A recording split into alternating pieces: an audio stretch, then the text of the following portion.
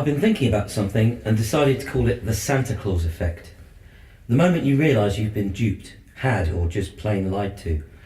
So here it is, just as it happened. A couple of months ago, I was at our regular quiz night when Gareth asked a question: what are 95% of Americans unaware of regarding the World Trade Center on 9/11? Answer: that a third tower also collapsed. This was Tower 7. Now, Tower 7 was not hit by a plane or hit by anything. It just went down on its own. I hadn't thought of 9/11 for about 16 years, but it jolted something in me as I remember the BBC reporting live on the day that another tower had collapsed. We had to wait on the day another 40 minutes for it to collapse, and the BBC was embarrassed and apologised for its incorrect reporting as Tower 7, still standing, stood behind them. CNN was also incorrect in its reporting. Where do they get their info from? After the quiz, I went home and looked up YouTube 9/11 Tower 7 collapses, and sure enough, it went down a few hours after Tower 1 and 2. Tower 7 was 48 floors, no small building. It had 3 basement floors.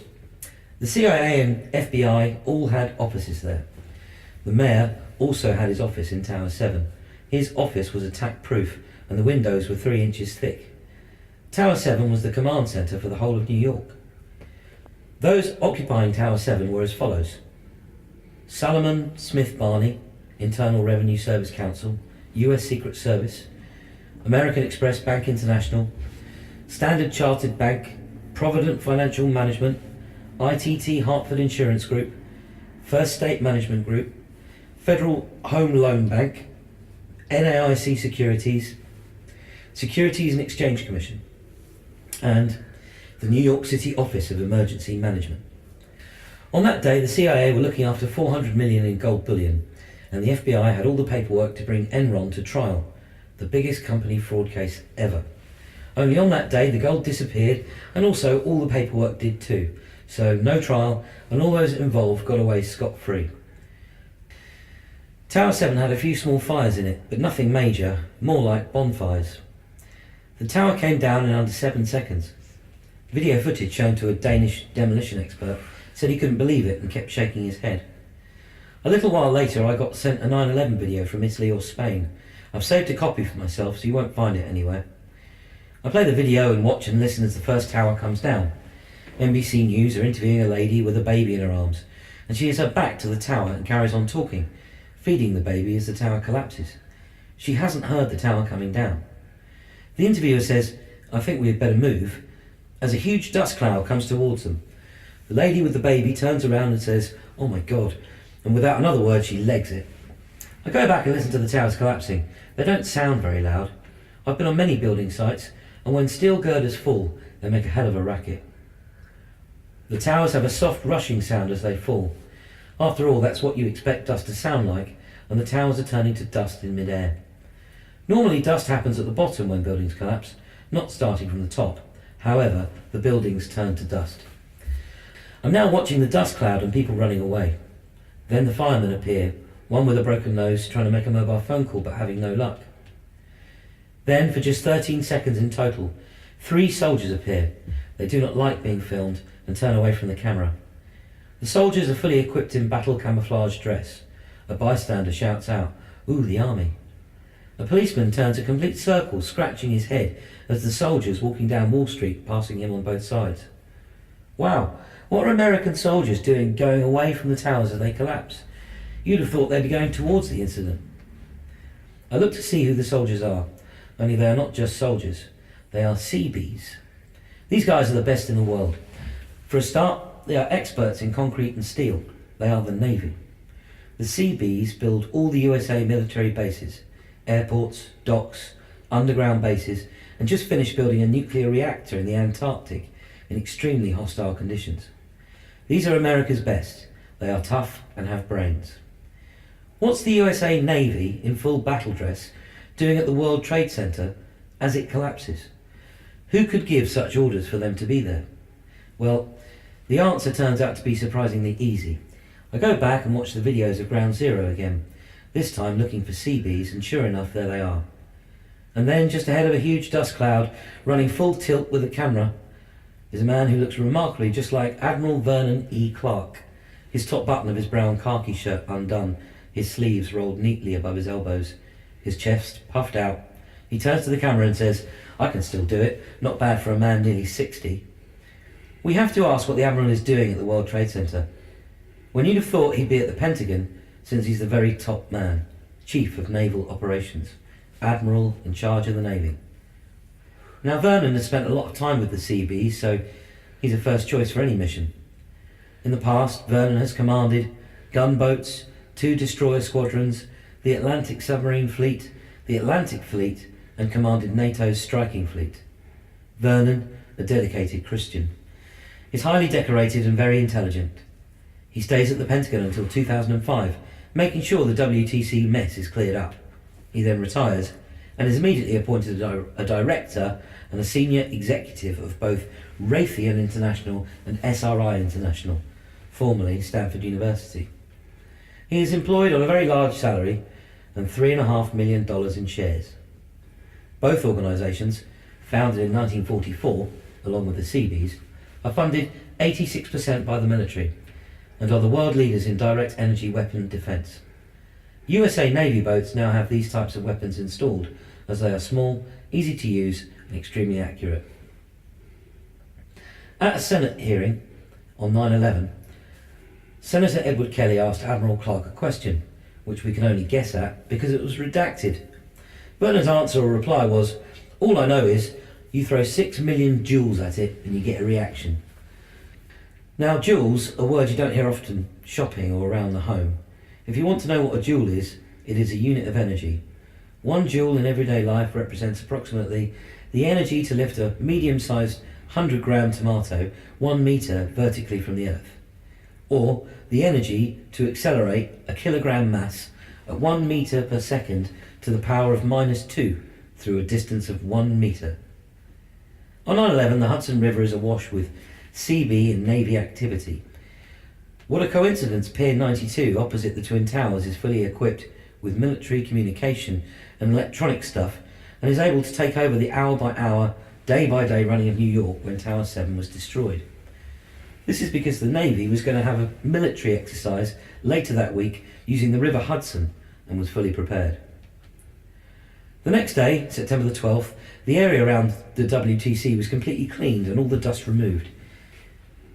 All the important FBI folk were on a jolly down in the Everglades, Florida on 9/11, and it took them 2 days to get back to New York, as all but military planes were grounded. So only the most junior FBI were available to start investigating what had happened. By the time senior FBI officials arrived, 200 truckloads of earth had been delivered. The FBI accused the New York Port Authority, who owned the site, of burying the evidence. The FBI never got control of the site.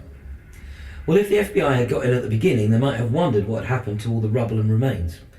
Well, the towers aren't standing anymore, so they must be on the ground, but the debris hardly reaches up to 3 floors, so where is everything? Where's it all gone? Donald Rumsfeld said on TV there was a barge in the river, ready to take all the remains to Fresh Kills landfill site, where the FBI had set up operations to sift through the dirt to see what was left. Some of what remained is now in the WTC Museum. Every building with a WTC prefix was destroyed. What there was in the remains of the World Trade Center was some steel, some aluminium cladding, part of a concrete staircase, and some wet mud, but very little else. Now, here's the thing, and it seems quite important. Each tower had 97 passenger elevators, but only 1 lift motor was recovered.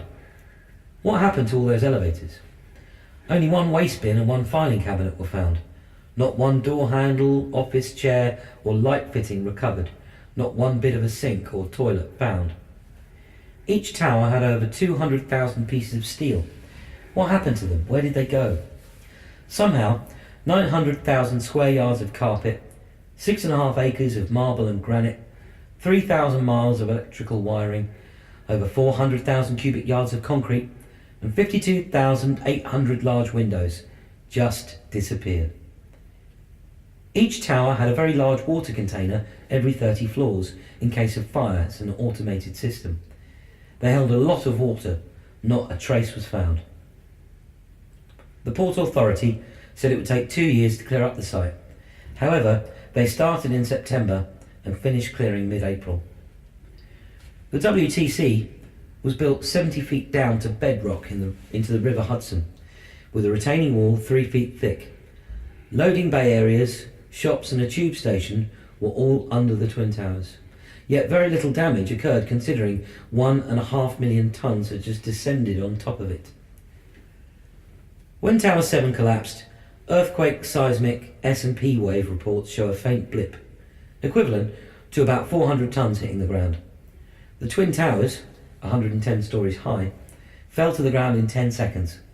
That's 10 floors a second, or 10 floors every 2 blinks of an eye. That's fast. That's the speed of gravity. Had the Twin Towers, all 1.5 million tonnes of it, fallen down in 10 seconds, then the retaining wall of the river would have cracked. The Hudson River would have then flooded the lower part of Manhattan, which of course didn't happen. Now, the Santa Claus effect. The moment you realise you've been duped, had, or just plain lied to. You find out there is no Santa. What happens next? Nothing. Everything just carries on just as before, even though you know it's not true. Only now you join with everyone else in on the Great Deception. The where is easy. You look for evidence. The when is easy. You look for evidence.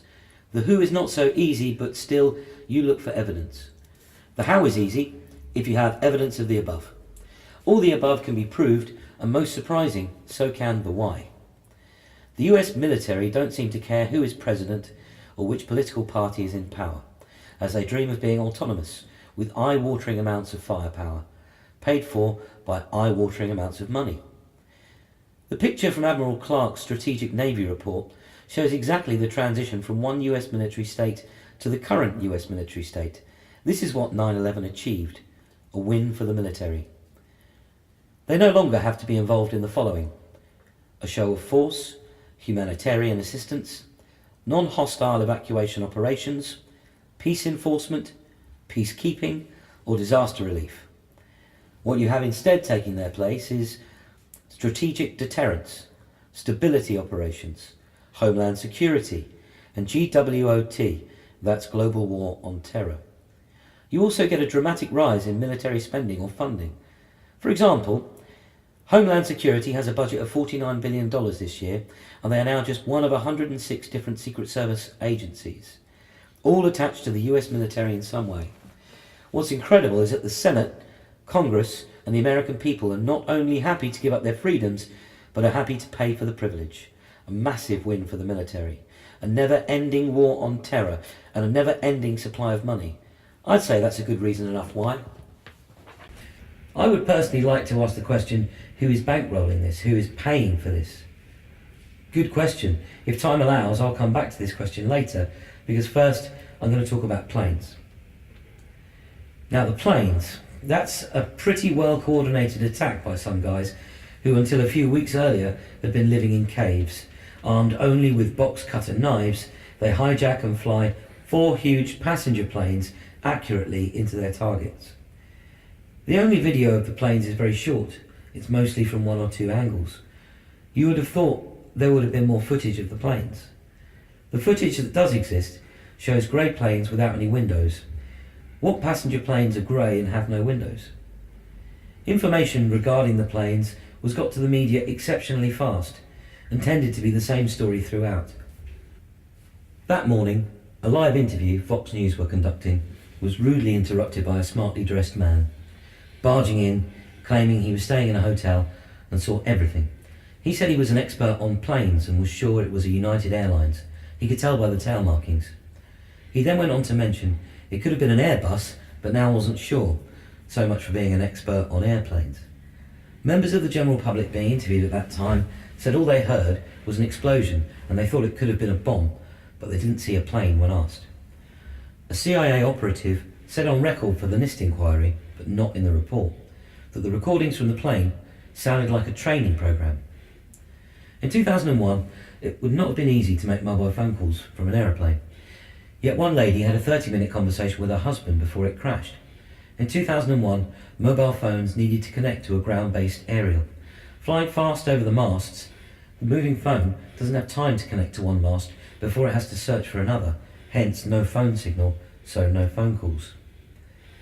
The planes had very few passengers on them. Normally, the airlines like to fill as many seats as possible. Where were all the relatives and friends waiting for the passengers at the plane's destinations? The planes and all their contents are destroyed, but within a very short time the authorities found a hijacker's passport. The only bit of the plane in the rubble was part of its engine, a cooling fan blade. However, this type of cooling fan blade comes from a completely different engine and aircraft. The air at 30,000 feet is very thin and offers less resistance to a huge plane flying fast. However, the air at ground level is dense, preventing any large plane obtaining similar speeds to those obtained at altitude. To leave the ground, the planes needed plenty of runway and plenty of thrust. These planes could never have flown that fast at ground level. They are not military. They would have broken up long before they reached the speed of 520 miles an hour. You can test this yourself by running along the side of a swimming pool as fast as you can go, and then trying to do the same, but actually in the swimming pool, going the same distance in the same time. Of course, you can't do it because of the resistance of the water. Well, that's the same for planes, but more so. You would need 3 times the amount of thrust to get to that speed at ground level, by which time the pilot would have been driven insane by the klaxon alarm and the plane would have shaken itself to bits. The planes are made of aluminium, so light that the plane has signs on the wings warning not to stand or step onto them. The planes couldn't have flown into any building. They can of course fly at them, fall down the outside of the building and hit the ground. Since 9/11, 200 planes have flown at buildings and 3 into mountains. None of the buildings have collapsed and the mountains are still there. You can look at it this way. The plane, instead of moving, is stationary, and the building, instead of stationary, is moving 520 miles an hour towards the plane. The plane weighs a few thousand pounds, the building 1.5 million tons. It's like a fly against a fly swat. The building will not feel a thing, but the plane would be vaporised. As an idea scaled down, the plane would weigh 1 gram, the building weighing in at 15 kilograms. Visually, imagine a large British butterfly flying into 15 stacked bags of sugar. The butterfly would then have to strangely disappear along with 14 bags of the sugar. A good plane crash to see is Lockerbie. The plane was blown up by a bomb, yet most of the plane survived, only in smaller bits spread over a large area. Lots of evidence of a plane. Some passenger suitcases even survived intact, and evidence of relatives in shock or grief demanding to know what had just happened. When planes crash, aviation fuel doesn't tend to melt aeroplanes, which are made of aluminium, and aluminium melts at around 650 degrees Celsius. The maximum temperature for burning aviation fuel is about 220 degrees Celsius and would have little effect on the high quality steel of the WTC. The plane's fuel would have all burnt up in less than 2 minutes. That's not long enough to even heat the steel, let alone make it hot enough to bend or melt any of the steel structures in the towers. Melting this steel requires a furnace and a temperature that starts at around 1400 degrees Celsius. Food for thought. When a jet airliner approaches, it makes a huge noise, getting even louder. It will be deafening as it nears impact. About 120 decibels. Uncomfortably loud. Far, far louder than standing in front of the speakers at Glastonbury Festival. You wouldn't be able to hear anything else. Yet none of this enormous sound or anybody with hands over their ears was captured on any of the original video footage. To give you some idea, a Boeing 707 aircraft flying at 1 nautical mile before landing is 106 decibels. Very loud. A Boeing 767, the type of plane in the photo, would register 97 decibels at 3.5 kilometres. The fellow in the photo below doesn't even look up. He clearly hasn't heard a thing. Yeah, he's only about 700 feet from the second plane, which is about to enter the tower. I was wondering what happened to the remains of the WTC. Well, the story goes that a young lad from an impoverished island succeeded on his own in arranging a trade deal with China on America's behalf, resulting in China agreeing to take all of the 9/11 steel. This lad, with minimal education and unable to speak any Chinese, knew who to contact in China and the USA to make all the arrangements. In return, the USA paid the island lad $1,400,000 in commission for doing the deal. Only there just wasn't an awful lot of steel left. What was recovered, some was set aside for museums. The remainder was mixed with other industrial steel waste and then shipped off to China. All the remains of the WTC were sent to Fresh Kills rubbish dump. Here, the FBI set up operations to examine all the debris. Also, they erected a prefab hut on which someone had written in large white letters, "Airplane parts only." Probably a joke, as the hut was empty. Some say the Twin Towers were brought down by explosives. There certainly were some bangs. You can hear them on the videos. But just because you hear a bang doesn't necessarily mean it's from a standard explosive. Stationed under the towers, the WTC had its own security force to keep an eye on things, and 24-hour CCTV monitoring. Towers 1 and 2 each had a dog patrol, and the area under the towers had a separate dog patrol. None of the dogs sniffed out any explosives, and it would have taken a long time to prime the buildings for demolition. But what about this then, just before the Twin Towers fell? There is a video here of a strange effect of what looks like molten metal pouring out of the building. What is causing this? Then after the collapse, when trying to clear up the site, firemen reported that there was molten steel under the debris that stayed hot for weeks. This is despite pouring lots of water onto it. Some firemen's boots had melted steel toe caps, but the rest of the boot was unaffected, and these can now be seen as relics in the WTC museum. What caused this effect? Some say thermite was used to bring the towers down, although thermite is not an explosive. It can cut steel and it doesn't need oxygen. This may be possible, but seems unlikely due to the complexity involved and is far from simple. Now, here's a strange thing. After the collapse of the towers, round holes appeared. They're all over the WTC site. There are round holes through lots of glass windows, a large round hole right through an ambulance, holes down at bedrock in the foundation rock, and holes through the centre of the World Trade Center buildings. A tough one to explain, as I have no idea what caused them or seen anything like it before. Also, over 1,600 vehicles were immobilised. Some had lost their glass windows, some had melted engines, and some were strangely burnt in half. You see one half of the vehicle untouched, yet the other half destroyed. Other cars were lifted up and deposited on top of each other. You have to admit, that's pretty odd. Some firemen and survivors talk of being bodily lifted up during the collapse. One fireman being carried down 5 floors, weightless on the only surviving staircase, staircase B. Another at ground level, picked up bodily and carried a block and a half. And finally, we all remember the report of a man who claimed to have surfed down on a metal girder as the tower collapsed. Well, maybe he did.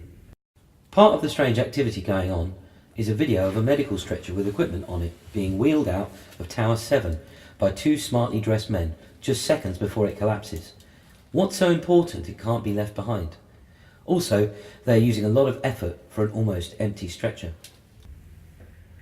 On one video, people are running away from the towers and you see an ambulance stationary, its back doors wide open. A large black man in a suit and a policeman are guarding the van and helping some unidentifiable folk quickly into the vehicle. The ambulance takes off at speed, its back doors not yet closed, the men inside desperately trying to close them. What is going on here?